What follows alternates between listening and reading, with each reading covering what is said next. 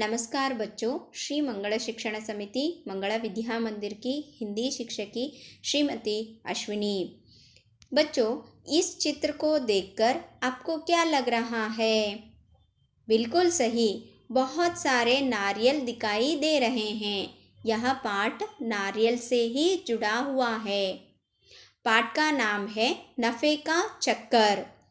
इसका अर्थ क्या है? मैं यहाँ पर दी हूँ, देखो। नफे का चक्कर अर्थात लाभ के पीछे भागने वाला। कैसा लालची आदमी रहता है ना, उसी से संबंधित है।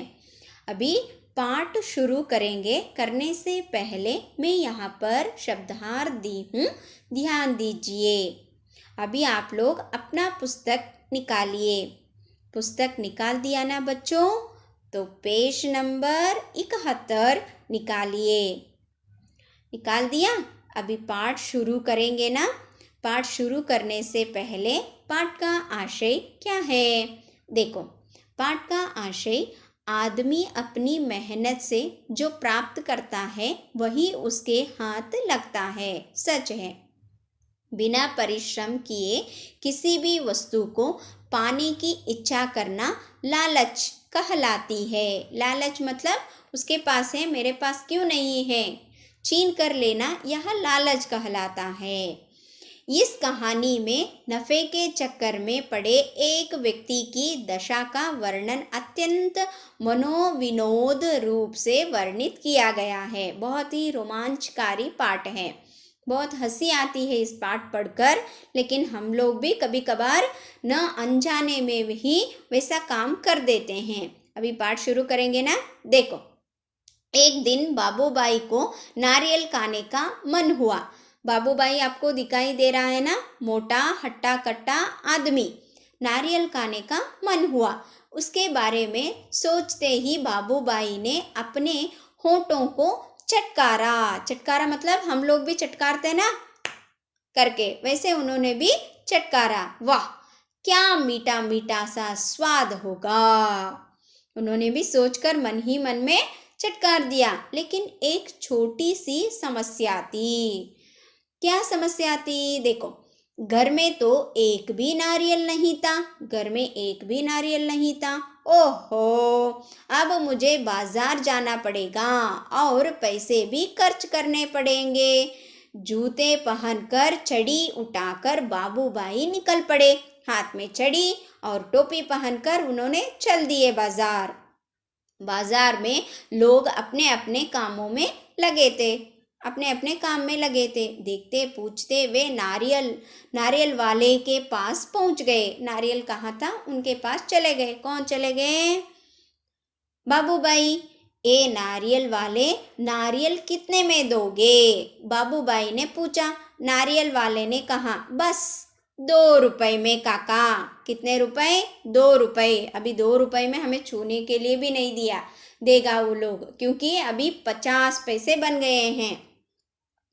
तो बाबूबाई ने आंखें फैलाकर कहा, आंखें बड़ा करके बोला, 2 रुपए करके बहुत ज्यादा है, 1 रुपए में दे दो। इन्होंने क्या किया?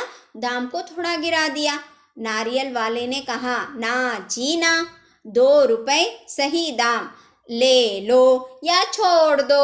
उन्होंने कहा, लेना हो तो लो, नहीं तो छोड़ दो। मार्केट में ऐसा ही होता है। बाजार में तो खरीदने के लिए जाते हैं तो कुछ लोग व्यवधान रूप से बोलते हैं, लेना हो तो लो, नहीं तो छोड़कर चले जाओ। ठीक है, बाबूबाई बड़बड़ाए। अच्छा तो बताओ, 1 रुपए में कहाँ मिलेगा? उनसे ही पूछा उन्होंने, 1 रुपए में नारियल कहाँ मिलेगा, बोलो।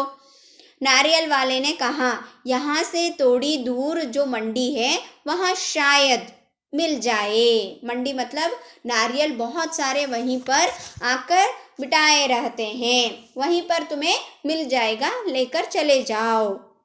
बाबूबाई उसी तरफ चल पड़े। मंडी में कोलाहल फैला हुआ था। बाजार बहुत बड़ा वाला मंडी था, तो बहुत ज़्यादा वहाँ पर कोलाहल यानी कि शोर मची हुई थी। व्यापारियों की ऊंची ऊंची आवाजें गूंज रही थी। नारियल वाले को देखकर बाबूबाई ने पूछा, अरे भाई, 1 नारियल कितने में दोगे? सिर्फ 1 रुपया। काका नारियल वाले ने जवाब दिया, जो चाहो ले जाओ, जल्दी। 1 रुपया में है, बहुत सारे हैं, कितना चाहिए उतना ले लो। बाबूबाई ने कहा, यह क्या, मैं इतनी दूर से आया हूँ और तुम पूरा 1 रुपये मांग रहे हो। तुम कितने दूर से भी आए हो, मुझे क्या, मैं बेचने वाला इतने में हूँ। अमेरिका से आया हूँ तो क्या मुफ्त में दे दूँ करके वो भी मन ही मन बोला होगा शायद। 50 पैसे काफ़ी है। देखो वहाँ पर 2 रुपये थे, 1 रुपये में मांगा, अभी यहाँ पर 1 रुपये हैं, कितने में मांग रहा है बच्चों, 50 पैसे में काफ़ी है। मैं इस नारियल को लेता हूँ और तुम यहाँ लो, पकड़ो 50 पैसे। नारियल वाले ने झट बाबूबाई के हाथ से नारियल को छीन लिया।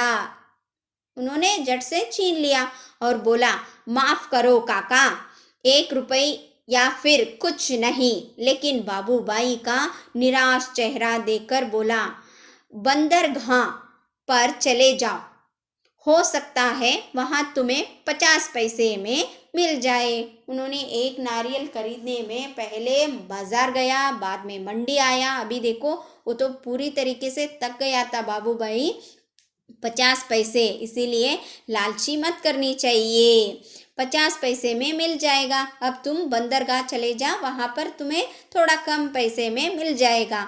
बाबूबाई अपनी छड़ी से टेका लगाकर, यानी कि अपनी धरती को टेकाते हुए चलने लगा। सोचने लगे, आखिर 50 पैसे तो पूरे 50 पैसे हैं, वैसे भी मेरी टांगों में अभी भी दम है। पूरी तरीके से थक ही गया था, फिर भी वो आगे निकल जाता है।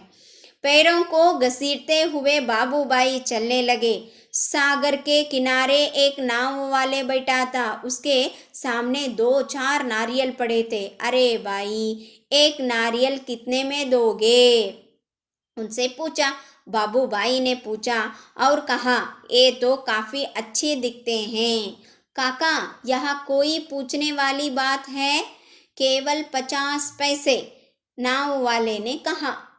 कितने पैसे हैं, 50 पैसे। बाबूबाई ने भी कितने पैसे में मांगा था, 50 पैसे, याद रहे 50 पैसे। बाबूबाई हक्के बक्के हो गए। हक्के बक्के मतलब एक तरीके से उनको पहले से ही परेशानी होगी, इतने दूर से चलकर आया है, फिर भी 50 पैसे देना ही पड़ेगा करके।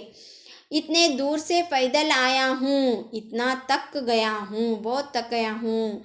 तुम कहते हो 50 पैसे, मेरी मेहनत बेकार हो गई। मैं बहुत दूर से आया हूँ, मेरा मेहनत पूरी तरीके से बेकार हो जाएगा, थोड़ा कम करो ना। ना भाई ना, 50 पैसे बहुत ज़्यादा है, मैं तुम्हें 25 पैसे दूंगा। 50 नहीं, कितना दूंगा, 25 पैसे दूंगा, यहाँ लो, रख लो। ऐसा कहते हुए बाबूबाई झुककर नारियल उठाने ही वाले थे। 2 रुपये से 1 रुपये आ गए, 1 रुपये से 50 पैसे आ गए, 50 से 25 आ गए। अभी 25 देने वाले थे, नारियल उठकर खड़े ही हो गए थे। नाव वाले ने कहा, नीचे रख दो, मेरे साथ कोई सौदा वोदा नहीं। सौदा वोदा यानी कि बार्गेनिंग मत करो, सस्ते में चाहिए, नारियल की बगीचे में चले जाओ। नारियल का यहाँ पर एक बगीचा है, वहाँ ढेर सारे मिल जाएंगे मनपसंद दाम में। तुम्हें कितना चाहिए उतना मनपसंद दाम में तुम्हें मिल जाएगा, तुम वहीं पर जाकर खरीद लो। बाबूबाई ने फिर अपने आप को समझाया, इतनी दूर आया हूँ, अब बगीचे तक जाना में हर्ज ही क्या है, मैं चल कर जा सकता हूँ। सच बात तो यह थी कि वे काफ़ी थक चुके थे, मगर 25 पैसे बचाने के ख्याल से ही उनमें फुर्ती आ गई। फुर्ती मतलब स्फूर्ति आ गई, मैं चल सकूँगा करके। बाबूबाई नारियल के बगीचे में पहुँच गए। वहाँ के माली को देखकर उससे पूछा, यह नारियल कितने में बेचोगे? माली ने जवाब दिया, जो पसंद आए ले जाओ काका, बस 25 पैसे का एक। हे भगवान, 25 पैसे! पूरा रास्ता पैदल आने के बाद भी मेरी बात मानो, एक नारियल मुफ्त में ही दे दो। हाँ देखो मैं कितना दग गया हूँ। बाबू भाई अभी बोलता है मुफ्त में ही दे दो, क्योंकि मैं पहले कहाँ गया था, बाजार गया था, बाद में मंडी चला गया, बाद में मैं नारियल का बगीचा आया, फिर यहाँ पर आ गया हूँ। मुफ्त में ही एक नारियल खिला दो, तुम्हें भगवान कुछ करा देगा करके उन्होंने उनसे पूछता है। अगले की कहानी अगले में मैं आप लोगों को भेजती हूँ। यहाँ तक कहानी आपको समझ में आ गया ना, कितना रोचक है कहानी। आप लोगों को एक बार पाठ पढ़नी है अच्छे से, बहुत ही सुंदर सा कहानी है। इसमें आए हुए 2-3 वाक्य का उत्तर मैंने दिया है। नारियल को जट से छीनकर बाबूबाई से नारियल वाले ने क्या कहा? नारियल को जट से छीनकर बाबूबाई से नारियल वाले ने कहा, माफ करो काका, 1 रुपया या फिर कुछ नहीं। दूसरा प्रश्न, बाबूबाई मन ही मन क्या सींचने लगे? नारियल वाले ने कहा, बंदरगांव पर चले जाओ, वहां तुम्हें 50 पैसे मिल जाएगा। तब मन ही सींचने लगे, आखिर 50 पैसे तो पूरे 50 पैसे हैं, वैसे भी मेरी टांगों में अभी भी दम है करके आपको यहाँ क्लास वर्क में लिखना है बच्चों।